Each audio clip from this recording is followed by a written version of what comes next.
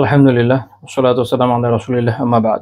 সবাইকে স্বাগতম জানাচ্ছি উসুলে সালাসার নবম দর্শে। আলহামদুলিল্লাহ, আমরা বিগত দর্শগুলোতে উসুলে সালাসার শুরুর দিকে কিছু বিষয় আলোচনা করেছি। যা শুরুতে শেখ রাহিমাহুল্লাহ তাআলা বলছিলেন যে আমাদের জন্য 4টা বিষয় জানা আবশ্যক। আমরা সেগুলো নিয়ে কথা বলেছি আলহামদুলিল্লাহ। আশা করি সেগুলো আপনারা দেখেছেন, যারা দেখেননি সেগুলো দেখে নেবেন। আজকের পরবর্তী পর্যায় থেকে আলোচনা শুরু হচ্ছে, যেখানে শেখ রাহিমাহুল্লাহ তাআলা বলছেন যে আলাম রাহিমাকাল্লাহ, জেনে রাখুন আল্লাহ তাআলা আপনার প্রতি রহম করবেন। আমরা এই বিষয় নিয়ে পিছনে আলোচনা করেছি যে শেখ রাহিমাহুল্লাহ তাআলা এটা কি হিসেবে বলেন। তো তিনি বলছেন আন্নাহু ইয়াজিবু আলা কুল্লি মুসলিম ওয়া মুসলিমা, প্রত্যেক মুসলিম এবং মুসলিমাত, পুরুষ মুসলিম এবং পুরুষ মুসলিম পুরুষ এবং নারী, মুসলিম পুরুষ এবং নারীর উপরে এটা আবশ্যক, একটা জিনিস শেখা আবশ্যক। তাআল্লুমু সালাসি হাযিহিল মাসাইল ওয়াল আমালু বিহিন্না, যে এই 3টা বিষয় উনি বলছেন যে 3টা মাসআলার কথা, যে প্রত্যেক মুসলিম পুরুষ এবং নারীর উপরে এই 3টা মাসআলা শেখা এটা আবশ্যক। তাহলে আমরা একটু দেখি যে এমন কি 3টা বিষয় রয়েছে যেটা শেখা প্রত্যেক মুসলিম পুরুষ এবং নারীর জন্য আবশ্যক। তো এই 3টার মধ্যে আল্লাহ তাআলা যদি তৌফিক দান করেন, আজকে ইনশাআল্লাহ তাআলা প্রথম পয়েন্টটা নিয়ে আমরা আলোচনা করব। সেটা হচ্ছে, তিনি বলছেন, আমরা একটু ভেঙে ভেঙে ব্যাখ্যার চেষ্টা করবো যেন এর সাথে প্রাসঙ্গিক বিষয়গুলো আমাদের শেখা হয়ে যায় ইনশাআল্লাহ তাআলা। তিনি বলছেন যে আল উলা, প্রথম বিষয়, যে 3টা বিষয়ে জানা আবশ্যক তার মধ্যে প্রথমটা হচ্ছে আন্নাল্লাহা খালাকানা, আল্লাহ তাআলা আমাদেরকে সৃষ্টি করেছেন। আল্লাহ তাআলা আমাদেরকে সৃষ্টি করেছেন। আমি একটু একবারে যদি বলে যাই, তিনি বলছেন ওয়া রাযাকানা, তিনি আমাদের রিজিক দিয়েছেন। আল্লাহ তাআলা আমাদেরকে সৃষ্টি করেছেন, আমাদেরকে রিজিক দিয়েছেন। ওয়ালাম ইয়াতরুকনা হামালা, কিন্তু আমাদেরকে তিনি অহেতুক ছেড়ে রাখেন নাই। মানে সৃষ্টি করেছেন, রিজিক দিয়েছেন, এরপরে কোনো কাজকর্ম ছাড়া, কোনো আদেশ নিষেধ ছাড়া এমনি ছেড়ে রাখেন নাই। বাল আরসালা ইলাইনা রাসূলা, বরং আমাদের কাছে রাসূল প্রেরণ করেছেন। ফামান আতাআহু দাখালাল জান্নাহ, যে সেই রাসূলের আনুগত্য করে সে জান্নাতে প্রবেশ করবে। ওয়া মান আসাহু দাখালান নার, আর যে তার অবাধ্যতা করবে সে জাহান্নামে যাবে। তো এটা হলো প্রথম পয়েন্ট, যে আল্লাহ তাআলা আমাদেরকে সৃষ্টি করেছেন, রিজিক দিয়েছেন, এবং তিনি আমাদেরকে হেদায়েতের জন্য আমাদের পথ প্রদর্শক হিসেবে রাসূল প্রেরণ করেছেন। আমাদেরকে এমনি এমনি ছেড়ে রাখেননি, খালি সৃষ্টি করে দিয়ে দিলাম, তোমাদের কোনো দায়িত্ব কর্তব্য নাই, এইভাবে আল্লাহ তাআলা আমাদের ছেড়ে রাখেননি, বরং রাসূল প্রেরণ করেছেন, দ্বীন আমাদেরকে দিয়েছেন এবং আমাদেরকে একটা নির্দিষ্ট সিলেবাস দিয়েছেন, আমাদের লক্ষ্য উদ্দেশ্য দিয়েছেন যে আমরা জীবনকে কিভাবে কাটাবো। যে রাসূলুল্লাহ সাল্লাল্লাহু আলাইহি ওয়াসাল্লামের আনুগত্য করবে এক্ষেত্রে সে জান্নাতে যাবে, আর যে করবে না সে জাহান্নামে যাবে।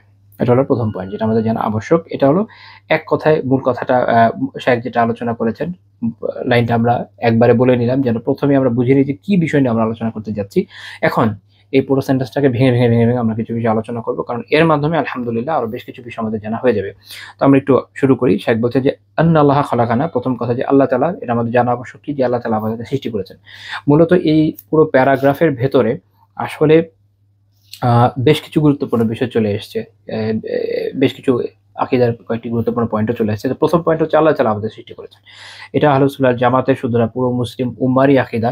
সেটা কি, যে আল্লাহ তাআলা আমাদেরকে সৃষ্টি করেছেন। খালি মুসলিম উম্মার যারা হকপন্থী, যারা বাতিলপন্থী তারা তো আছে, এমনকি যারা আস্তিক তারাও এটাই বিশ্বাস করে। দুনিয়ার যত আস্তিক আছে সবাই এটাই বিশ্বাস করে যে আল্লাহ তাআলা আমাদেরকে সৃষ্টি করেছেন। এতে তো কোনো সংশয়ের অবকাশ নাই।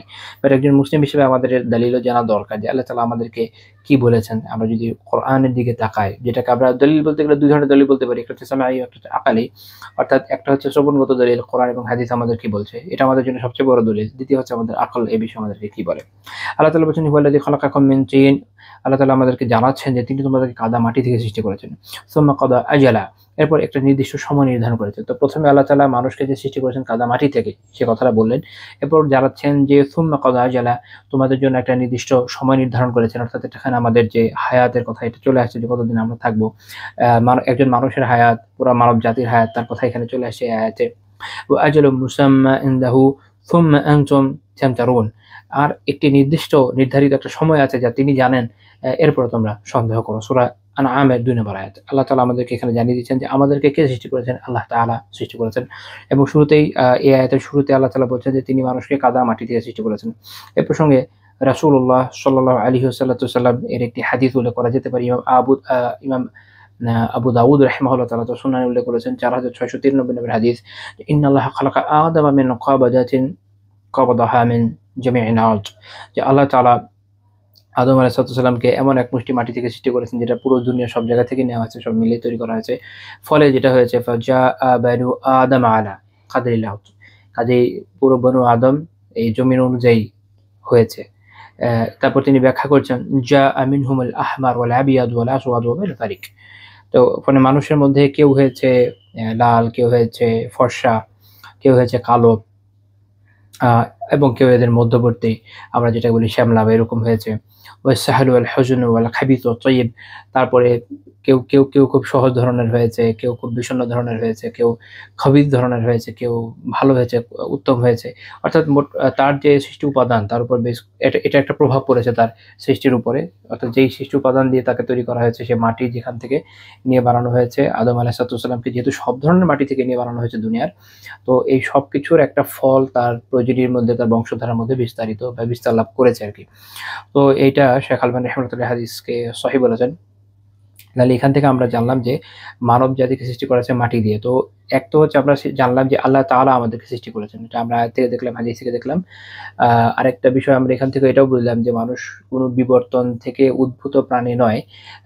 একদম ব্লাইন্ড একটা বিবর্তন হয়েছে, যেটার পসিবিলিটি অনেক মানে অনেক লক্ষ কোটি ভাগে এক ভাগও নাই আসলে।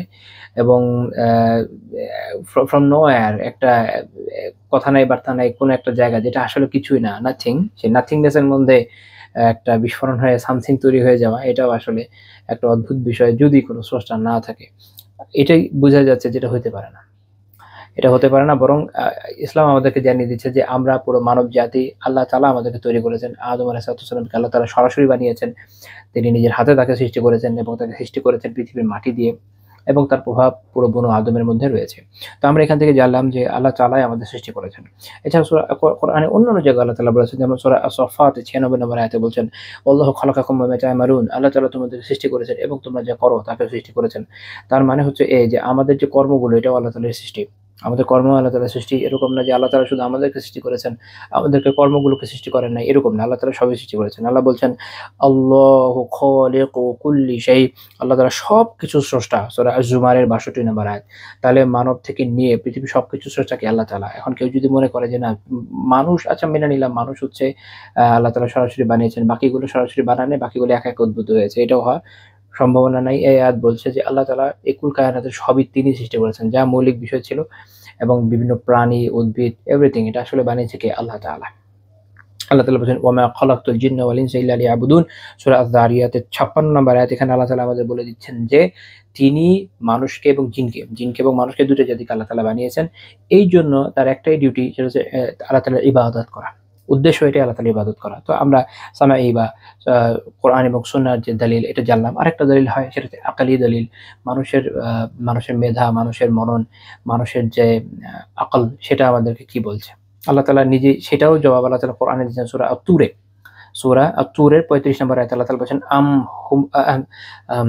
আম খুলিকু মিন গায়রি শাই, আম খুলিকু মিন গায়রি শাই আম হুমুল খালিকুন, তারা কি কোনো কিছু ছাড়া সৃষ্টি হয়েছে? মানে ফ্রম নাথিংনেস, একা সৃষ্টি হয়ে গেছে? মানুষ কি একা সৃষ্টি হয়েছে? এটা সম্ভব? এটা অপশন, এটা একটা হইতে পারে যে কেউ তাদের সৃষ্টি করে নাই।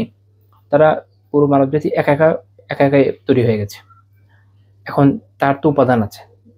যদি কেউ বলে যে এথিস্ট, সে বিশ্বাস করলো যে মানুষকে কেউ বানায় নাই, মানুষ একা উদ্ভূত হয়েছে। আচ্ছা ভালো। তো যে উপাদানগুলো থেকে উদ্ভূত হলো সেটা কোত্থেকে আসলো? সেটা কাউকে বানাতে হয়েছে। কারণ আমরা যে জগতে আছি, জগৎ হলো সৃষ্টি জগৎ। এখানে সবকিছুই হচ্ছে ক্রিয়েটেড, সবকিছু সৃষ্ট। তো যখন সবকিছু সৃষ্ট, কাউকে তো সৃষ্টি করতে হয়। এটা হলো একটা পয়েন্ট। ২য় পয়েন্ট হচ্ছে যদি একদম শেষের দিকেও চলে যায়, যদি বলে যে না বিগ ব্যাং এর আগে কিছু ছিল না, বিগ ব্যাং হয়েছে তারপর সবকিছু আসছে, খুব ভালো কথা। তো বিগ ব্যাংটা হলো কোথায়? যেখানে হলো এই জিনিসটা আসলে কোথায়? এর আগে মানে এই যে আপনি একটা অনন্ত একটা সিলসিলায় ঢুকে যাবেন, যেটার আসলে কোনো শেষ আপনি খুঁজে পাবেন না। তখন ওরা কি করে? ওরা এটার অ্যান্সারটা এভয়েড করে। তখন তারা বলবে যে মানে এটা শেষ আমরা জানি না, তার মানে যেকোনো স্রষ্টা থাকতে হবে এরকম না। এরকম এটা হলো একটা অন্ধ যুক্তি। কারণ বাস্তবতা হচ্ছে যে আমরা বুঝতেই পারছি যে এটি সৃষ্টির যে শৃঙ্খলা, এটা এক পর্যায়ে আমাদেরকে এমন একটা পয়েন্টে নিয়ে ছাড়ছে, যে পয়েন্টের পরে এমন একজন থাকা আবশ্যক হয়ে যাচ্ছে যিনি এই শৃঙ্খলাটাকে শুরু করছেন, যিনি এই যে সিলসিলাটাকে, এই যে ধারাক্রমটা সৃষ্টির, এটাকে সূচনা করছেন। তো যিনি সূচনা করছেন তিনি সূচনাকারী, তিনি হচ্ছেন স্রষ্টা। তো কাজেই কেউ ছাড়া, এরকম স্রষ্টা ছাড়া এটা হওয়া সম্ভব না। ২ নম্বর হলো এরা আবার এরকম মনে করে যে মানুষ বিবর্তনের মাধ্যমে আসছে। আচ্ছা বিবর্তনের মাধ্যমে মানে অনেক ধরনের প্রবাবিলিটি খাটায় টাটায় আমরা এটা বুঝলাম, মনে করেন যে ঠিক আছে উদ্ভূত হলো। অ্যাক্সিডেন্টাল যে প্রসেসটা, এটার মাধ্যমে উদ্ভূত হইতে হতে একজন হতে পারে, হয়তো একটা ছেলে হয়েছে বা একটা মেয়ে হয়েছে, দুইটা একসাথে হবে, একজন ছেলে হবে একজন মেয়ে হবে, তারপর সেখান থেকে বংশধারা বের হবে। এটা খুব বেশি অযৌক্তিক হয়ে গেল না? বাস্তবতা হচ্ছে এটাই যে কোনো কিছু থেকে সে সৃষ্টি হয় না এমন হওয়ার সম্ভাবনা আল্লাহ তাআলা বলছেন। দ্বিতীয় অপশন তাহলে আরেকটা হতে পারে, যেহেতু তুমি মানবা না যে আল্লাহ তাআলা তোমাকে বানিয়েছেন, তাহলে আরেকটা অপশন হতে পারে যে আম হুমুল খালিকুন, তোমরা নিজেরাই নিজেদের স্রষ্টা। তো তারা কি তাহলে নিজেরাই নিজেদের স্রষ্টা? আল্লাহ তাআলা প্রশ্ন করছেন। কিন্তু নিজেরাও তো আসলে নিজেদের স্রষ্টা না। আমরা জানি আমরা আমাদেরকে বানাই নাই, আমাদেরকে কেউ না কেউ তাহলে বানিয়েই থাকবেন। অর্থাৎ আমরা নিজেরা নিজেদের বানাইনি, আমরা ফ্রম নোওয়্যার, ফ্রম নাথিংনেস উদ্ভূত হই নাই। আমরা তাহলে আরেকটাই অপশন থাকে, সেটা হচ্ছে সৃষ্ট হয়েছি। তো এটা আল্লাহ তাআলা আমাদেরকে জানিয়ে দিয়েছেন। তাহলে সামঈ এবং আকলী দুইটা দলিল দিয়ে আমরা জানি যে অবশ্যই আমরা আল্লাহ তাআলার দ্বারা সৃষ্ট, আল্লাহ তাআলা আমাদের সৃষ্টি করেছেন। যেমন শেখ বলছেন যে আল্লাহ খালাকানা, আল্লাহ তাআলা আমাদেরকে সৃষ্টি করেছেন। এই প্রসঙ্গে একটা ঈমান দীপ্ত ঘটনা আমরা দেখতে পাই সহিহ বুখারীর 4854 নম্বর হাদিসে মুহাম্মদ বিন জুবাইর বিন মুতঈম রাহিমাহুল্লাহ তাআলা, তার পিতা জুবাইর বিন মুতঈম রাদিয়াল্লাহু তাআলা থেকে বর্ণনা করেছেন যে সামিতুন নবী সাল্লাল্লাহু আলাইহি ওয়াসাল্লাম ইয়াকরাউ ফিল মাগরিবি বিতুর, আমি নবী সাল্লাল্লাহু আলাইহি ওয়াসাল্লামকে মাগরিবের সালাতে এই সূরা তুর, যেটি একটু আগে আমি বললাম, এটা তেলাওয়াত করে শোনাচ্ছি। ফালাম্মা বালাগা হাযিহিল আয়াহ, যখন তিনি এই আয়াতে পৌঁছালেন, আম খালাকু মিন গায়রি শাইইন আম হুমুল খালিকুন, যেটি একটু আগে আমি ব্যাখ্যা করলাম। তারপর আল্লাহ তাআলা বলছেন আম খালাকুস সামাওয়াতি ওয়াল আরদ বাল লা ইউকিনুন, নাকি তারা আসমান সমূহ জমিন সৃষ্টি করেছে বরং তারা বিশ্বাস করে না। আম ইনদাহুম খাযাইনু রাব্বিকা আম হুমুল মুসাইতিরুন, আপনার রবের যে গুপ্ত ভান্ডার, যে খাজানা, এটা কি তাদের কাছে রয়েছে নাকি তারাই সবকিছু নিয়ন্তা? যখন এইসব কথাগুলো সামনে আসলো, যেহেতু উনি আরব ছিলেন, আরবি ভাষার যে ব্যুৎপত্তি এটা ওনার ছিল, উনি এটার ভিতরে যে মেসেজটা এটা বুঝতে পারছিলেন। যদি ওই সময় উনি মুশরিক ছিলেন, উনি বলছেন যে কাদা কালবি আন ইয়াতির, এটা শোনার পরে আমার আমার অন্তর যেন উড়ে যেতে নিচ্ছিল। মানে মানুষের যে একটা আবেগ, প্রচন্ড একটা আবেগ সৃষ্টি হয় ওই সময়, ভয় এবং এই যে গুরু গাম্ভীর্যতা, এটা নিয়ে উনি এমন একটা অনুভবের মধ্যে চলে গিয়েছিলেন যেন মনে হচ্ছিল যেন অন্তর উড়ে যাচ্ছে। তো এরপর উনি আলহামদুলিল্লাহ ইসলাম কবুল করেন। তো যাদেরকে আল্লাহ তাআলা বিশুদ্ধ ফিতরাত দিয়েছেন, যাদের মধ্যে সঠিক জিনিসকে গ্রহণ করার প্রবণতা রয়েছে, আলহামদুলিল্লাহ ওই ওই ওই ওই বিশুদ্ধতা তার অন্তরে এখনো রয়ে গেছে, এমন ব্যক্তি অবশ্যই কোরআনের এই যে বর্ণনা, কোরআন যে চ্যালেঞ্জগুলো দিচ্ছে বা যা বলছে, এটাকে গভীরভাবে চিন্তা অবশ্যই করবে এটা নিয়ে, এবং আল্লাহ তাআলা যদি চান তো ইনশাআল্লাহ সে হেদায়েতও পাবে। তো আমরা প্রথম জানলাম যে আল্লাহ তাআলা আমাদেরকে সৃষ্টি করেছেন, অবভিয়াসলি আমরা এটা বললাম। দ্বিতীয় হচ্ছে ওরা যখানা সৃষ্টি করে আল্লাহ তাআলা আমাদেরকে এমনি এমনি ছেড়ে দেন না, তিনি আমাদের রিজিক দিয়েছেন। আলহামদুলিল্লাহ সুম্মা আলহামদুলিল্লাহ। মানে এমন হয় না যে আল্লাহ তাআলা শুধু আমাদেরকে বানিয়ে দিয়েছেন যে আচ্ছা এখন নিজের মতো চলো, আমি তোমাদের রিজিক দিব না, না খেয়ে মরে যাবে, এরকম না। আল্লাহ তাআলা আমাদের রিজিক দিয়েছেন, আল্লাহ তাআলা অনেক শুকরিয়া, আলহামদুলিল্লাহ। আল্লাহ তাআলা বলেছেন কুল মাইয়ারযুকুকুম মিনাস সামাওয়াতি ওয়াল আরদ, সূরা সাবাতে আল্লাহ তাআলা বলছেন যে তাদেরকে বলুন যে তোমাদেরকে আসমান সমূহ জমিনে কে রিজিক দেয়? কে আসমান থেকে বৃষ্টি বর্ষণ করে? কে জমিন থেকে রিজিক উৎগত করে? কে? কে? আল্লাহ তাআলা বলছেন কুলিল্লাহ, বলো যে আল্লাহ তাআলা। আল্লাহ তাআলাই আমাদেরকে রিজিক দান করেন। তো আল্লাহ তাআলা আমাদের সৃষ্টি করেছেন এবং আমাদেরকে কি দিয়েছেন? রিজিক দিয়েছেন। এবং আমরা হাদিস থেকে জানি যে যখন মানুষের সন্তান মাতৃগর্ভে মদগা অবস্থায় থাকে, তখন সুম্মা ইউবাআসু ইলাইহি মালাক, তখন তার কাছে একজন ফেরেশতা আসেন, ফায়ু'মারু বিআরবা'i কালিমাত, 4টা বিষয়ে তখন তাকে নির্দেশ দেওয়া হয়, তিনি 4টা বিষয় তার জন্য লেখান। তা একটা হচ্ছে ফায়ুকতাবু রিজকুহু, তার রিজিক লেখা হয় তখন। বা আজালুহু, তার মেয়াদ লেখা হয়, কতদিন সে বাঁচবে। ওয়া আমালুহু, কি আমল করবে। সুম্মা ইউকতাবু শাকিয়্যুন আম সাঈদ, এরপর লেখা হয় যে সে কি সৌভাগ্যবান হবে নাকি দুর্ভাগা। সুনান আবি দাউদের 4708 নম্বর হাদিস, শেখ আলবানী রাহিমাহুল্লাহ তাআলা সনদকে সহিহ বলেছেন। তো তাহলে আমরা দেখলাম যে আল্লাহ তাআলা আমাদেরকে রিজিক দিয়েছেন এবং এটা নির্ধারিত, আল্লাহ তাআলা নির্ধারণ করেছেন, এটা তাকদীরের মধ্যে, তাকদীরের অন্তর্গত একটা জ্ঞান। আমরা তাকদীরে ভালো মন্দ যখন বিশ্বাস করি তখন রিজিকের সেন্সটা তো আমরা বিশ্বাস করি। রিজিক কি জিনিস? এটা একটা প্রশ্ন, রিজিক কি জিনিস? ইমাম ইবনু ফারিস রাহিমাহুল্লাহ তাআলা, আরবি ভাষার বিখ্যাত অভিধানবিদ ইবনু ফারিস রাহিমাহুল্লাহ তাআলা মাকাইসুল লুগাতে বলছেন যে রিজক হচ্ছে আতাউল্লাহি জাল্লা সানাহু, আল্লাহ তাআলা যা দেন এটা হচ্ছে রিজক। আল্লাহ যা দেন তা হচ্ছে রিজক। ইমাম যায়নুদ্দিন রাজি রাহিমাহুল্লাহ তাআলা মুখতারুস সিহাহ, এটা আরেকটা অভিধান। এখানে উনি বলছেন মাইয়ুন তাফাউ বিহ, যাদের উপকৃত হওয়া যায়। তাহলে যে বিষয় দিয়ে আমরা উপকৃত হচ্ছি এটা হচ্ছে রিজক। সেটা আমরা খাই, আমরা পান করি, আমরা ইনহেল করি, আমরা যেমন শ্বাস নিচ্ছি, আলহামদুলিল্লাহ এখন আমি দাঁড় দিচ্ছি, শ্বাস নিচ্ছি, রিজক। আল্লাহ, আমি আমি আমি আল্লাহর মেহরবানিতে দেখছি, আলহামদুলিল্লাহ রিজক। আমি বলতে পারছি, আলহামদুলিল্লাহ রিজক। আমি খাচ্ছি, আমি পান করছি, যা আমি পাচ্ছি সবই রিজক। আল্লাহ তাআলা সব আমাদের জন্য দিয়েছেন। ইমাম সাফারিনি রাহিমাহুল্লাহ তাআলা লাওয়ামিউল আনওয়ারিল বাহিয়াহ এই কিতাবে বলছেন যে রিজক কি জিনিস? উনি বলছেন যে সেটা হচ্ছে তা যা আল্লাহ তাআলা বিভিন্ন হায়াওয়ানকে, বিভিন্ন প্রাণীকে এই জন্য দেয় বিভিন্ন প্রাণীকে দেয়, ফলে তারা সেগুলো খায়। অর্থাৎ বিভিন্ন প্রাণীকে খাওয়ার জন্য যা দেওয়া হয় তাই হচ্ছে রিজক। এটা উনি একটা সংজ্ঞা দিয়ে তারপর উনি কামুস, আরবি ভাষার বিখ্যাত বিধান আল কামুস থেকে উনি বলছেন যে রিজক হচ্ছে মা ইয়ানতাফিউ বিহি কুল্লু মুতাযাক, প্রত্যেক রিজিক প্রাপ্ত যা দ্বারা উপকৃত হয় সে হচ্ছে কি সেটা হচ্ছে রিজক। অর্থাৎ সব সব কথা শেষ কথা এটাই যে আল্লাহ তাআলা বান্দাকে যা দেন এবং যা দ্বারা সে উপকৃত হয় সেটা হচ্ছে অর্থাৎ বা আল্লাহ তাআলা বান্দাকে উপকারে যা দিচ্ছেন আসলে এগুলো সবই হচ্ছে রিজক।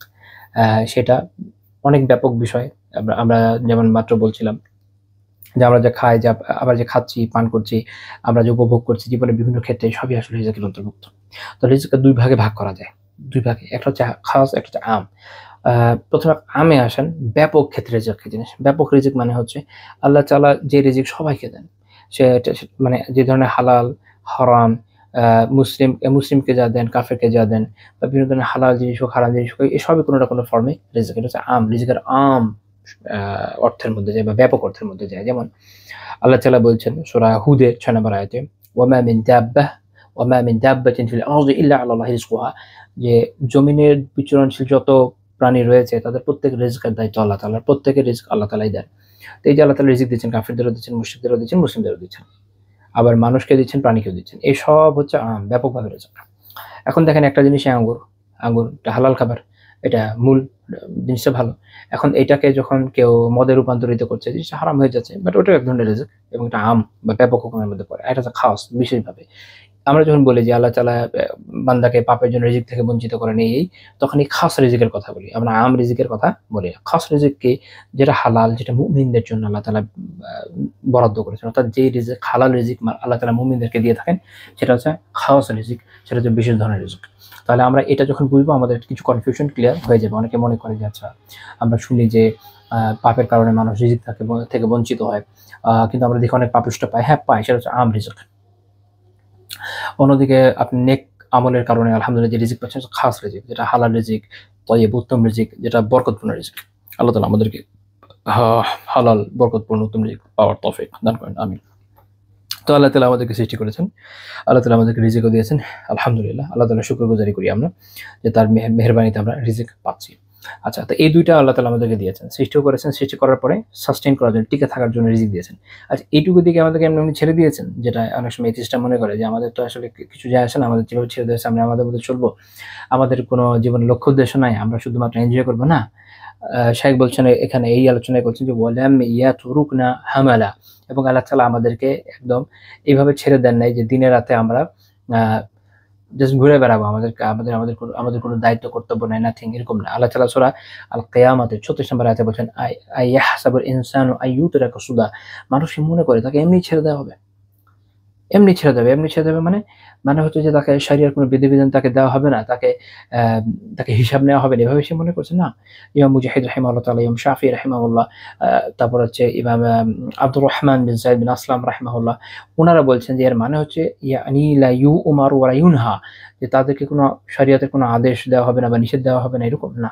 আল্লাহ তাআলা আমাদেরকে সৃষ্টি যেমন করেছেন, রিজিক যেমন দিয়েছেন আলহামদুলিল্লাহ, এরপরে আমাদেরকে দায়িত্ব দিয়েছেন। এজন্য আল্লাহ তাআলা বলেন আফা হাসিবতুম আন্নামা খলাকনাকুম আবাথা, তোমরা কি মনে করেছো তোমাদেরকে আমি এমনি এমনি বানিয়েছি? ওয়া আন্নাকুম ইলাইনা লা তুরজাউন, আর তোমাদের আমার কাছে ফেরত আসা লাগবে না? অবশ্যই আসা লাগবে। এটাই আল্লাহ তাআলা আমাদের বুঝাচ্ছেন সূরা আল মুমিনুনের ১১৫ নম্বর আয়াতে। আমরা যদি আকল দিয়ে, আমাদের মেধা দিয়ে, বোধ দিয়ে বোঝার চেষ্টা করি, তাতেও এটা বোঝা যায় যে আল্লাহ তাআলা এই যে কুল কায়নাতকে বানিয়েছেন, মানুষকে দুনিয়াতে আবাদ করেছেন, জিন জাতিকে আবাদ করেছেন, তাদেরকে স্বাধীন ইচ্ছা শক্তি দিয়েছেন। অবশ্যই কোনো না কোনো হিকমা এর পেছনে কার্যকর রয়েছে। তো সেই হিকমাটা তো আমাদের বোঝা দরকার। এটাই যে আমরা যেন আল্লাহ তাআলার ইবাদত করি, আল্লাহ তাআলা আমাদেরকে শারিয়া দিয়েছেন, সেই অনুযায়ী যেন আমরা জীবন যাপন করি, এটা হলো মুখ্য উদ্দেশ্য। এবং সেই অনুযায়ী আমরা কাজ করলে আমরা এর ফল আগামীতে পাবো। এই দুনিয়াতে মানুষ ভালো হয়, খারাপ হয়। দুনিয়ার এই স্বল্প সময়ের মধ্যে আমরা অনেক সময় সুখে থাকি, অনেক সময় দুঃখে থাকি। তো যদি পরকালের কোনো ব্যাপার না থাকতো, আল্লাহ তাআলার কাছে ফেরত যাওয়ার বিষয় না থাকতো, কোনো দায়িত্ব কর্তব্য না থাকতো, মানুষের মধ্যে কোনো নৈতিক মূল্যবোধ থাকতো না। আপনারা দেখবেন যে এথিস্টরা বা লিবারেল এরা যারা আছে, এরা এতদিন এটা নিয়ে অনেক আলাপ আলোচনা করছিল থিওরিটিক্যালি, যে রিলিজিয়ন ছাড়া মোরালিটি হতে পারে কি পারে না। তো আমরা তো অলরেডি ওয়েস্টের যে মুখোশ মোরালিটি, সেটা ফিলিস্তিনি ইস্যুতে দেখছি কিভাবে খুলে পড়ে গেছে। বাস্তবতা এটাই যে অ্যাকচুয়াল মোরালিটি শুধুমাত্র ইসলাম দিচ্ছে, আর কেউ না, শুধুমাত্র ইসলাম। আমি এটা রিলিজিয়ন বলছি না, বলছি শুধুমাত্র ইসলাম, আর কেউ না। কারণ আল্লাহ তাআলার কাছে দিন একমাত্র ইসলাম এবং মোরালিটির অ্যাকচুয়াল গ্রাউন্ড এই জায়গায়, আর কোথাও নেই। তো সেইটা সেটার উপর আমল যদি না করা হয় বা সেরকম কিছু যদি আল্লাহ তাআলা আমাদের না দিতেন, আমাদের থেকে সৃষ্টি করলেন, রিজিক দিলেন, গাইডলাইন না দিতেন, তাহলে আমরা উৎসরে যাব, এটাই স্বাভাবিক। এবং পরকাল বলে কোনো কিছু যদি না থাকে, হিসাবের ইস্যু যদি না থাকে, তাহলে মানুষ এটা মানবে না, এ ধরনের কোড মানবে না, এটাই বাস্তবতা। তৃতীয় বিষয় হলো যে পরকাল যদি না থাকে, তাহলে এই যে সারা জীবন একটা মানুষ মোরালিটি মানলো, এর বেনিফিট কি? সে তাকে যখন অনন্ত সুখ দেওয়া হবে, তখন এটা তার জন্য একটা উত্তম বিনিময়। সে যখন তার রবকে দেখবে, এটা তার জন্য একটা উত্তম বিনিময়।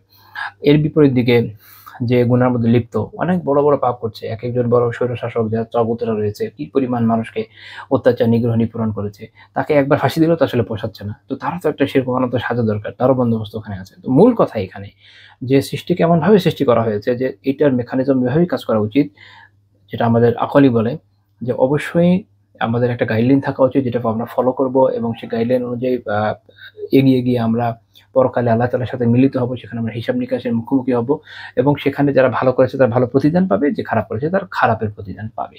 তো এটা আমাদের আকলও তাই বলে। আচ্ছা, তো আল্লাহ তাআলা আমাদের এমনি ছেড়ে দেন, রিজিক দিয়েছেন, আলহামদুলিল্লাহ, সৃষ্টি করেছেন, রিজিক দিয়েছেন, আমাদেরকে এমনি ছেড়ে দেন নাই, তার মানে আমাদের গাইডলাইন দিয়েছেন। তার গাইডলাইনটা আসলো কিভাবে? বাল আরসালা ইলাইনা রাসূলা, শেখ বলছেন বরং আল্লাহ তাআলা আমাদের কাছে কি পাঠিয়েছেন? রাসূল প্রেরণ করেছেন। তাহলে এই গাইডলাইনটা নিয়ে এসেছেন যিনি, তিনি হচ্ছেন রাসূল। এটা হচ্ছে এখনকার পয়েন্ট, যে তাহলে আমাদের এই রাসূলের আনুগত্য করতে হবে, এবং আল্লাহ তাআলা এটা প্রত্যেক যুগে যুগে জাতির কাছে প্রেরণ করেছেন। সূরা ফাতির 24 নম্বরে আল্লাহ তাআলা বলেন, ওয়া ইম মিন উম্মাতিন ইল্লা খালা ফিহা নাযীর, এমন কোন জাতি আসে নাই যার কাছে সতর্ককারী আসে নাই, হয় রাসূল হিসাবে এসেছে অথবা নবী হিসাবে এসেছে, মাস্ট প্রত্যেক জাতির কাছে রাসূল এসেছেন। এবং তারা কি দায়িত্ব নিয়েছেন? সূরা আন-নাহলের 36 নম্বরে আল্লাহ তাআলা বলেন, ওয়া লাকাদ বাআসনা ফি কুল্লি উম্মাতির রাসূলা, আল্লাহ তাআলা বলেন প্রত্যেক জাতির কাছে রাসূল প্রেরণ করেছি একজন করে, কি মর্মে? আনে বুদুল্লাহ ওয়াজতানিবুত তাগুত, যে তোমরা একমাত্র আল্লাহ তাআলার ইবাদত করবে এবং তাগুতকে বর্জন করবে। তো তাহলে তাগুত হচ্ছে কি?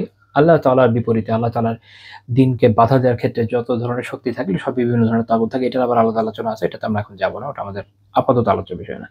আপাতত আলোচ্য বিষয় হচ্ছে এটা, যে রাসূলদের দায়িত্ব ছিল যে আল্লাহ তাআলার বিরোধী, আল্লাহ দ্রোহী, দ্বীন বিরোধী যে শক্তিগুলো আছে এগুলোর বিরোধিতা করা, মানুষকে এটা শেখানো, এবং আল্লাহ তাআলার ইবাদত করা, আল্লাহ তাআলার ইবাদতের শিক্ষাটা দেওয়া। তো রাসূলদেরকে প্রেরণ করা হয়েছে। এখন প্রেরণ তো করা হয়েছে, মাশাআল্লাহ, আলহামদুলিল্লাহ। এখন আমাদের কাজ কি? আমাদের কাজ হচ্ছে তাদের আনুগত্য করা। রাসূলুল্লাহ সাল্লাল্লাহু আলাইহি ওয়াসাল্লামকে আল্লাহ তাআলা আমাদের কাছে পাঠিয়েছেন। আমাদের কাজ কি তাহলে? তার আনুগত্য করা। বিষয়টা এরকম না যে আচ্ছা আমাদেরকে আল্লাহ তাআলা সৃষ্টি করেছেন, রিজিক দিয়েছেন, রাসূল পাঠিয়েছেন, গাইডলাইন দিয়েছেন, এখন আমরা মানব না। না, এরকম না। এজন্য শায়খ রাহিমাহুল্লাহ বলছেন যে ফামান আতাআহু দাখালাল জান্নাহ, যে এই রাসূলের আনুগত্য করবে সে জান্নাতে প্রবেশ করবে, ওমান আসাহু দাখালান নার, আর যে এই রাসূলের অবাধ্যতা করবে সে জাহান্নামে প্রবেশ করবে। আল্লাহ তাআলা নিজে বলছেন সূরা আলে ইমরানের 132 নম্বর আয়াতে, ওয়া আতিউল্লাহ ওয়ার রাসূল লাআল্লাকুম তুরহামুন, তোমরা আল্লাহ তাআলা এবং তার রাসূলের আনুগত্য করো, হয়তো তোমাদের প্রতি রহম করা হবে। এখন অনেকে আল্লাহ তাআলা এবং রাসূলের মধ্যে বিভেদ করে দেওয়ার চেষ্টা করে, আলিয়াউযু বিল্লাহ। অনেক সময় এসে বলবে যে আমরা শুধু কোরআনের আইন চাই, এটা হইতে পারে না। কারণ আল্লাহ তাআলা এটাকে একটা কমপ্লিট প্যাকেজ হিসেবে পাঠিয়েছেন। আল্লাহ তাআলা কিতাব পাঠিয়েছেন, কিতাব পাঠকারী, কিতাব ব্যাখ্যাকারী রাসূল পাঠিয়েছেন। রাসূলকে বাদ দিয়ে কিতাবের ব্যাখ্যা হবে না, কিতাব বোঝা যাবে না। একই রকমভাবে আল্লাহ তাআলা নিজে কোরআনের জায়গায় জায়গায় যুক্ত করে দিয়েছেন, আনুগত্য আল্লাহ এবং তার রাসূলের হতে হবে। তো যদি আপনি হাদিস বাদ দিয়ে দেন, যদি আপনি সুন্নাহ বাদ দিয়ে দেন, যদি আপনি ইসলামের ফিকহকে বাদ দিয়ে দেন, তাহলে আপনি কিভাবে আল্লাহ তাআলার আনুগত্য করবেন?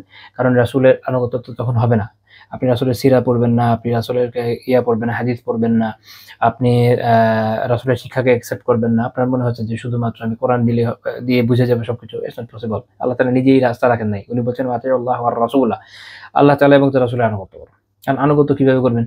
রাসূলুল্লাহ সাল্লাল্লাহু আলাইহি ওয়াসাল্লাম যখন জীবিত ছিল তখন তার সামনে গিয়ে তার কথা অনুযায়ী আনুগত্য করতে হতো। আজকে তিনি জীবিত, আমাদের মাঝে তার নাই।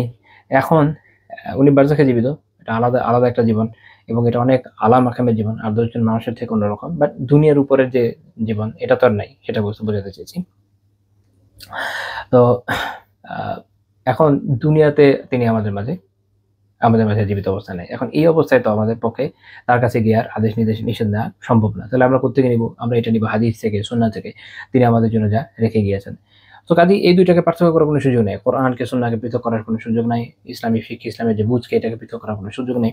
যখন উভয়কে আমরা মেনে নিব, উভয়কে অনুসরণ করব, তখনই আমরা হেদায়েতের পথে থাকতে পারবো। এজন্য আল্লাহ তাআলা বলেছেন আতিউল্লাহ ওয়ার রাসূলা লাআল্লাকুম তুরহামুন, আল্লাহ তাআলা এবং তার রাসূলের আনুগত্য করো, হয়তো তাহলে তোমরা রহমপ্রাপ্ত হবে, ক্ষমাপ্রাপ্ত, দয়াপ্রাপ্ত হবে। সূরা আলে ইমরানের ১২৫ নম্বর আয়াত। আল্লাহ তাআলা সূরা আল আহজাবের ৭১ নম্বর আয়াতে বলছেন, ওয়া মান ইউতিইল্লাহ ওয়ার রাসূলাহ ফাকাদ ফাযা ফাওজান আযীমা, যে আল্লাহ তাআলার আনুগত্য করে এবং তার রাসূলের আনুগত্য করে সে অনেক বড় সাফল্য লাভ করে। আল্লাহ তাআলা সূরা আন-নিসার ১৩ নম্বর আয়াতে বলছেন, ওয়া মান ইউতিইল্লাহ ওয়া রাসূলাহু ইউদখিলহু জান্নাতিন তাজরি মিন তাহতিহাল আনহার খালিদিনা ফিহা যালিকাল ফাওজুল আযীম। যে আল্লাহ তাআলার এবং তার রাসূলের আনুগত্য করে আল্লাহ তাআলা তাকে জান্নাতে প্রবেশ করাবেন, এমন জান্নাতে যার তলদেশ দিয়ে নহরসমূহ, নদীসমূহ প্রবাহিত, সে চিরকাল সেখানে থাকবে এবং সেটাই সবচেয়ে বড় সাফল্য। তাহলে এই সাফল্য যদি আমরা পেতে চাই, অবশ্যই আল্লাহ এবং তার রাসূলের আনুগত্য করতে হবে। আল্লাহ এবং তার রাসূলের আনুগত্য কিভাবে করতে হয়? রাসূলুল্লাহ সাল্লাল্লাহু আলাইহি ওয়াসাল্লাম নিজে এটা বলছেন, এটা বলেছেন সহিহ বুখারী ৭২৮০ নম্বর হাদিসে। আল্লাহ রাসূল বলছেন, কুল্লু উম্মতি ইয়াদখুলুনাল জান্নাহ ইল্লা মান আবা। প্রত্যেক উম্মাহ, আমার উম্মার প্রত্যেকেরা জান্নাতে প্রবেশ করবে, সে ব্যতীত যে আমার অবাধ্যতা করছে, আল্লাহ রাসূলের অবাধ্যতা করছে।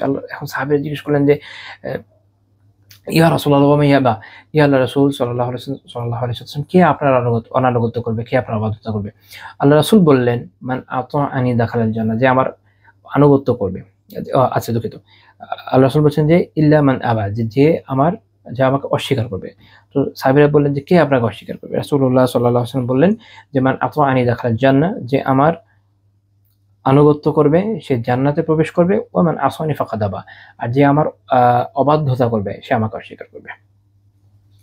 তাহলে আমরা এখানে বুঝলাম যে রাসূলুল্লাহ সাল্লাল্লাহু আলাইহি ওয়াসাল্লামের যদি কেউ অবাধ্যতা করা মানে হচ্ছে কি, যদি তার আনিত বিধিবিধানকে অস্বীকার করে, না মানে, অগ্রাহ্য করে, দিনকে অগ্রাহ্য করে, অর্থাৎ দিনের যে বিধিবিধান আমাদের কাছে এসছে আল্লাহ রাসূলের মাধ্যমে, কোরআন, তারপর আল্লাহ রাসূলের যে সুন্নাহ, এইটাকে যখন কেউ অবাধ্যতা করছে, এটাকে পালন করছে না, ধরেন নামাজ পড়ছে না, যাকাত দিচ্ছে না, রোজা রাখছে না, দ্বীনের শরিয়াকে একসেপ্ট করছে না, ইসলামের আইনকে সে একসেপ্ট করতে চায় না, এটা ক্ষেত্রে তার অনেক কথা, এই কথা ওই কথা, বিভিন্নভাবে সে এগুলোকে বাদ দিচ্ছে। এখনকার সময় বিভিন্ন বিষয়ে তার সেকুলারিজমের প্রতি ভালোবাসা, লিবারালিজমের প্রতি ভালোবাসা, ওয়েস্টার্ন যেকোনো বিষয়ের প্রতি ভালোবাসা, দুনিয়ার সবকিছুর প্রতি ভালোবাসা, ইসলাম ছাড়া, ইসলামী আইন কানুন ছাড়া।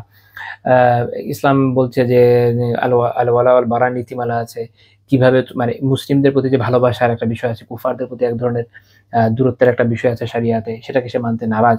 এরকম ইসলামের যত ধরনের বিধিবিধান আছে আল্লাহর বান্দা কোনোটাই মানতে নারাজ, কিন্তু সে মনে করছে যে আমি তারপরও খুব ভালো মুসলিম, আমি ৫ ওয়াক্ত নামাজ পড়ি, আমি চালায় জান্নাতে চলে যাব। এটা হবে না। রাসূলুল্লাহ সাল্লাল্লাহু আলাইহি ওয়াসাল্লাম বলছেন যে কুল্লু উম্মতি ইয়াদখুলুনাল জান্নাতা ইল্লা মান আবা, আমার পুরো উম্মাহ জান্নাতে যাবে সে ছাড়া যে আমাকে অস্বীকার করেছে। এবং এই অস্বীকার কে করেছে? মানে আতাআনি দাখালাল জান্নাহ। আল্লাহ রাসূল বলছেন যে আমার আনুগত্য করবে, অর্থাৎ দিনের প্রত্যেকটা ক্ষেত্রে আল্লাহ রাসূলের আনুগত্য করবে, সে জান্নাতে যাবে। ওয়া মান আসানি ফাকাদ আবা, আর যে আমার অনানুগত্য করবে, আমার অবাধ্যতা করবে, অর্থাৎ রাসূলুল্লাহ সাল্লাল্লাহু আলাইহি ওয়াসাল্লামের আনিত যে শরিয়া সেটা অনুযায়ী আমল করবে না, এটাকে ভাবে পরিত্যাগ করবে দুনিয়াবী বিষয়ের জন্য, দুনিয়াবী বিভিন্ন স্বার্থের জন্য, বা বিভিন্ন মতবাদের জন্য, বা যেকোনো কিছুর জন্য হোক না কেন, ফাকাদ আবা, সে, আল্লাহ রাসূল বলছেন, সে হচ্ছে আমাকে অস্বীকার করেছে। এটা সহিহ বুখারী ৭২৮০ নম্বর হাদিস। এইখান থেকে আমাদের বোঝা উচিত, যারা আমরা একটা সুদূর পরাহত আশা নিয়ে বসে আছি যে আমরা দিন পালন করব না, কিচ্ছু না, নিজের মতো জীবনযাপন করব, আর মনে করব যে আরে আমি তো খুব ভালো মুমিন, আমি জান্নাতে চলে যাব, হু আর ইউ টু জাজ মি। তো তাদের জন্য এখানে একটা বড় সতর্কতা রয়েছে। আল্লাহ আযজা ওয়া জাল্লা নিজে সূরা আন-নিসা বলেছেন, ওয়া মান ইয়াসিল্লাহ ওয়া রাসূলাহু ওয়া ইয়াতাআদ্দা হুদুদাহ, যে আল্লাহ এবং তার রাসূলের অবাধ্যতা করবে এবং আল্লাহ তাআলা যে সীমা নির্ধারণ করেছেন দিনের, সেই সীমাকে লঙ্ঘন করবে, ইউদখিলুহু নারান খালিদান ফিহা, সে এমন আগুনে প্রবেশ করবে, জাহান্নামে, এবং খালিদান ফিহা, সেখানে সে চিরকাল থাকবে, ওয়ালাহু আযাবুম মুহিন, তার জন্য আছে লাঞ্ছনাকর শাস্তি। ইবনে কাসির রাহিমাহুল্লাহ তাআলা ব্যাখ্যা করছেন, মানে হচ্ছে লিকাউনিহি গায়্যারা মা হাকামা আল্লাহু বিহি ওয়া জাদ্দা আল্লাহ ফি হুকমিহি, কারণ হতো সে আল্লাহ তাআলা যে বিধান দিয়েছে সেই বিধানকে সে চেঞ্জ করে দিয়েছে, সেই বিধানকে সে পরিবর্তিত করে দিয়েছে, এবং আল্লাহ তাআলার যে বিধান রয়েছে তা অমান্য করেছে, তার বিপরীত কাজ করেছে, তার বিরোধিতা করেছে, তার খিলাফ করেছে, এবং এটার ফল হচ্ছে যে সে চিরকাল জাহান্নামে থাকবে। এরপরও কি সময় আসে না যে যারা নিজেদেরকে মুসলিম দাবি করছেন, অথচ ইসলামের বিধিবিধান বাদ দিয়ে দুনিয়ার সবকিছুর প্রতি মহব্বত পোষণ করে বসে আছেন, তাদেরকে এখনো সময় আসে না যে নিজেদেরকে চেঞ্জ করে নেবেন? আল্লাহ তাআলা সূরা আল-আহজাবে বলছেন, ওয়া মান ইয়াসিল্লাহ ওয়া রাসূলাহু ফাকাদ যাল্লা যালালাম মুবিনা। সূরা আহজাবের ৩৬ নম্বর আয়াতে আল্লাহ তাআলা বলছেন যে আল্লাহ তাআলা এবং তার রাসূলের, আল্লাহ তাআলা জায়গায় জায়গায় বলছেন আল্লাহ এবং রাসূল, আল্লাহ এবং রাসূল, আল্লাহ এবং রাসূল, যে আল্লাহ তাআলা এবং তার রাসূলের অবাধ্যতা করে, আল্লাহ তাআলা বলছেন ফাকাদ যাল্লা যালালাম মুবিনা, সে একদম সুস্পষ্ট গোমরাহির পথে চলে যাবে, সুস্পষ্টভাবে গোমরাহ হয়ে যাবে। এবং এই জন্য নিঃসন্দেহে বলা যায় যে কেউ যদি এখনকার সময় একটা গোমরা মতবাদ তৈরি হয়েছে, যেটাকে তারা বলছে কোরআনিজম। মানে কোরআনিজমের কিছু নেই, কারণ হাদিসবাদী কোনো কোরআনিজম নেই। তারা যারা হাদিস অস্বীকার করে বসে আছে, এভাবে এরা কি হচ্ছে, সুস্পষ্টভাবে পথভ্রষ্ট হচ্ছে, কাফের হয়ে যাচ্ছে। আল্লাহ তাআলা সূরা আল জিন 23 নম্বর আয়াতে বলেন, ওয়া মান ইয়াসিল্লাহ ওয়া রাসূলাহু ফাইন্না লাহু নার জাহান্নাম খালিদিনা ফিহা আবাদা। যে আল্লাহ তাআলা এবং তার রাসূলের অবাধ্যতা করবে, সে জাহান্নামের আগুনে প্রবেশ করবে, খালিদিনা ফিহা আবাদা, চিরকাল জাহান্নামের আগুনে থাকবে। আল্লাহ তাআলা আমাদের বিষয়গুলো বোঝারও আমলের তৌফিক দান করেন, সতর্ক থাকার তৌফিক দান করেন। তো শেখ রাহিমাহুল্লাহ এখানে নিজেও একটা দলিল উল্লেখ করছেন, দলিল ক্বালু, তিনি এর পক্ষে দলিল দিচ্ছেন, উনি পিছনে যে আলোচনা করেছেন যে আল্লাহ তাআলা বলছেন সূরা আল মুজাম্মিলে, ইন্না আরসালনা ইলাইকুম রাসূলা, নিশ্চয়ই আমি তোমাদের জন্য একজন রাসূল প্রেরণ করেছি তোমাদের কাছে, শাহিদান আলাইকুম কামা আরসালনা ইলা ফিরআউনা রাসূলা, তিনি তোমাদের প্রতি সাক্ষ্য, যেমন ফিরআউনের কাছে আমি রাসূল প্রেরণ করেছিলাম, অর্থাৎ মূসা আলাইহিস সালাম এবং হারুন আলাইহিস সালামকে প্রেরণ করেছিলেন, আল্লাহ তাআলা প্রেরণ করেছিলেন ফিরআউনের কাছে।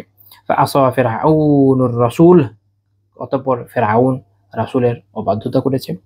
ফাআখাযানাহু আখাযা ওয়াবিলা, এবং এর ফল কি হয়েছে, আল্লাহ তাআলা তাকে কঠোরভাবে ধরেছেন, তাকে এক লাঞ্ছনাকর আযাবের মধ্যে তিনি নিক্ষেপ করেছেন। তো এখান থেকে আমাদের যেটা বোঝা দরকার সেটা হলো এই, যে আমরা যেন জীবনের প্রত্যেকটা ক্ষেত্রে শতভাগ দিনের আনুগত্য করি এবং দিনের আনুগত্য থেকে কখনো বের হয়ে না যাই। আমাদের বোঝা উচিত যে আল্লাহ আযজা ওয়া জাল্লা আমাদেরকে সৃষ্টি করেছেন, তার অনেক মেহেরবানি, তিনি আমাদেরকে জীবন যাপনের জন্য রিজিক দিয়েছেন। দুনিয়ার যে কোনো শক্তির কাছ থেকে টাকা পয়সা মানুষ খাক না কেন, ওটা আলটিমেটলি রিজিক তো আল্লাহ তাআলারই সৃষ্টি। কাজে সে আসলে আল্লাহ তাআলার যে রাজত্ব, সেখান থেকে বের হতে পারে না, এটা তার বোঝা উচিত, যে তার আসলে দৌড় ওই পর্যন্তই, যেখানেই সে যাক আল্লাহ তাআলার সীমার ভিতরেই তাকে থাকতে হবে। কাজে তার কোনো সুযোগ নেই আল্লাহ তাআলার রাজত্বের বাইরে চলে যাওয়ার। এখন এইটা যদি আমরা বুঝে নিই, তাহলে আমাদের বোঝা উচিত যে অন্য কারো আনুগত্য করে আমি কি পাবো, কিছুই পাবো না। দুনিয়ার কিছু সুযোগ সুবিধা পেতে পারি সাময়িক, তারপর একসময় এটা ধ্বংস হয়ে যাবে। তাই আমাদের কর্তব্য হচ্ছে আমরা যেন এটা বুঝে নিই এবং নিজেদের সতর্ক করে নিই, নিজেদের নফসকে সংশোধনের চেষ্টা করি। আল্লাহ আযজা ওয়া জাল্লা অত্যন্ত দয়া পরবশই আমাদের জন্য ইহক এবং পরকালের চিরস্থায়ী সাফল্যের জন্য রাসূল সাল্লাল্লাহু আলাইহি ওয়াসাল্লামকে প্রেরণ করেছেন, তার মাধ্যমে কোরআনকে দিয়েছেন, তার সুন্নাহকে সংরক্ষণ করেছেন, ইসলামের ফিকহকে সংরক্ষণ করেছেন, এবং এর ফলে আমাদের হেদায়েতের পথে থাকা অনেক সহজ হয়ে গিয়েছে। কাজে আমরা যেন অত্যন্ত আন্তরিকতার সাথে এই বিষয়গুলোকে অনুসরণ করি এবং হেদায়েতের পথে থাকার চেষ্টা করি। আল্লাহ তাআলা আমাদের তৌফিক দান করেন, আমিন। এবং আমরা যেন এমন মনে না করি যে আমি যেভাবে ইচ্ছে সেভাবে জীবনযাপন করবো, তাহলে আমি সফলতা পেয়ে যাবো। এটা আসলে সম্ভব না, এটা কখনোই সম্ভব না। কেননা আল্লাহ রাসূল সাল্লাল্লাহু আলাইহি ওয়াসাল্লাম আমাদেরকে জানিয়ে দিয়েছেন যে সাফল্যের মূল হচ্ছে, যেটা তিনি বলেছেন, মান আতাআনি দাখালাল জান্নাহ, যে আমার আনুগত্য করবে সে জান্নাতে প্রবেশ করবে। কাজে জান্নাতে যেতে হলে আল্লাহ রাসূলের আনুগত্য আবশ্যক। তারপরে যদি ভুলচুক হয়ে যায়, তো শাফাত পাওয়ার সুযোগ তো আমাদের রয়েছেই। কিন্তু আনুগত্যই করবো না, কিচ্ছু করবো না, সারা জীবন বিরোধিতা করে যাবো, সুন্নাহ মানবো না, বিদআত করে যাবো, তাওহীদের বিপরীতে শিরক, কুফর, বিভিন্ন ধরনের মতবাদে লিপ্ত হয়ে যাবো, আর আশা করবো যে আল্লাহ রাসূল সাল্লাল্লাহু আলাইহি ওয়াসাল্লাম আমাদের জন্য শাফাত করবেন, এটা সুদূর পরাহত আশা। এটা হওয়ার কোনো সম্ভাবনা আপাতত দেখা যাচ্ছে না। আল্লাহ তাআলা আমাদের বিষয়গুলো বোঝার তৌফিক দান করেন, আমিন। তো আজকে আমাদের এই পর্যন্তই থাকবে ইনশাআল্লাহ তাআলা। আগামী দিন আমরা পরবর্তী পয়েন্ট নিয়ে আলোচনা করবো। সুবহানাকাল্লাহুম্মা বিহামদিকা লা ইলাহা ইল্লা আনতা আস্তাগফিরুকা ওয়া আতুবু ইলাইক।